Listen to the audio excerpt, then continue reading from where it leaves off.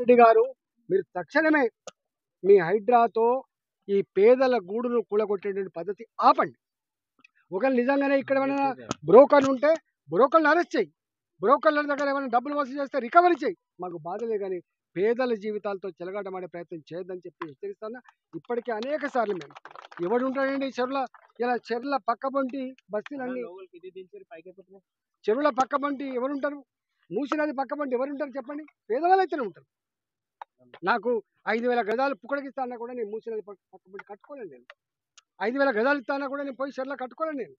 కానీ ఇలా పేదవాళ్ళు దిక్కులేక కన్న గడ్డను వదిలిపెట్టి కనిపించిన అమ్మ నాన్న వదిలిపెట్టి చిన్న పిల్లల్ని వేసుకొని పొట్టు చేత పట్టుకొని హైదరాబాద్లో ఇలా ఈ పని చేసుకొని బతకటంల మీద నీ ప్రతాపం చూపిస్తే ఏంది నీ ఇందిరమ్మ రాజ్యం?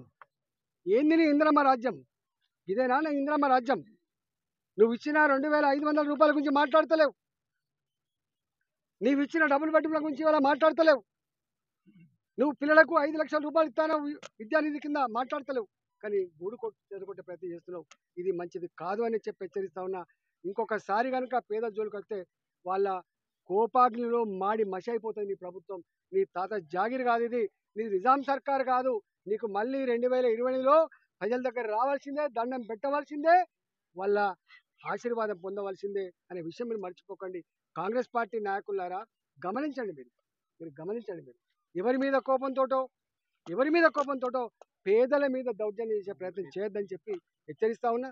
ఇవాళ ఈ గాజుల రామారంలో నేను చెప్పిన 5 బస్తీలలో కూలగొట్టబడ్డ ఇళ్ళ జాగాలో వాళ్ళకు ఒక పక్కకు, మీకు నిజాయితీ ఉంటే వాళ్ళకు ఒక పక్కకు ప్రభుత్వపరమైన ఆస్తులండి. ఇది నా జాగిరి కాదు, ఇది మీ జాగిరి కాదు కదా.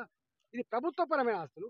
ప్రభుత్వపరమైన ఆస్తులు ప్రజలకు ఏమైనా అవసరాలు తీర్చాలి తప్ప ప్రజలకు ఒక బడి కట్టడానికి ఉపయోగపడాలి, ప్రజలకు ఒక హాస్పిటల్ కట్టడానికి ఉపయోగపడాలి, ప్రజలకు గూడు కట్టడానికి ఉపయోగపడాలి తప్ప ఇలా బ్రోకర్లు ఆక్రమించుకోవడానికి ఉపయోగపడద్దు. కాబట్టి ఇవాళ తక్షణమే వీళ్ళకు 30 ఏళ్ళుగా 40 ఏళ్ళుగా ఉంటున్న వాళ్ళకు ఇంకా హైదరాబాద్లో ఎక్కడెక్కడైతే ఇట్లాంటి వాళ్ళు ఉన్నారో మీరు 4 అంతస్తుల 5 అంతస్తుల మీరు డబుల్ బెడ్రూమ్ కట్టించి ఇచ్చే ప్రయత్నం చేయండి తప్ప మీరు తప్పించుకునే ప్రయత్నం చేస్తే తప్పకుండా వాళ్ళ కన్నీళ్ళ వాళ్ళ ఉసురులో మీరు కథమైపోతారని చెప్పి హెచ్చరిస్తాను.